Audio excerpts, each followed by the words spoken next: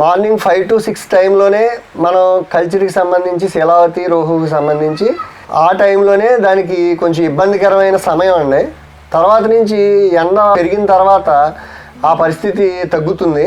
అది నైట్ నుంచి మనకి డే టైంలోకి మనం ఎంటర్ అవ్వడం వల్ల నైట్ అంతా 12 తర్వాత డిఓ లెవెల్స్ వాటర్లో ఆటోమేటిక్గా డౌన్ అవుతూ ఉంటాయి.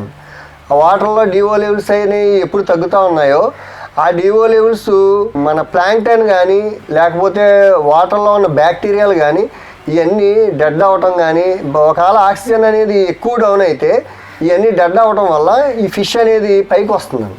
పైకి వచ్చి పైన ఈదుతూ ఉంటుంది. అటువంటి సమయంలో ఏదైనా అవసరం అయితే ఆక్సిజన్ పౌడర్ మనం ఇచ్చుకుని కొంచెం హైడ్రోజన్ పెరాక్సైడ్ లాంటిది ఏదైనా అంటే ఇబ్బందికరమైన పరిస్థితి వచ్చినప్పుడు ఆక్సిజన్ పౌడర్ లాంటిది కొద్దిగా ఏదైనా ఇస్తే అది కంట్రోల్లోకి ఉంటుంది. కాబట్టి మనం ఆ సమయంలో ఎక్కువగా దాని మీద కాన్సన్ట్రేషన్ అనేది చేయడం జరుగుతుంది.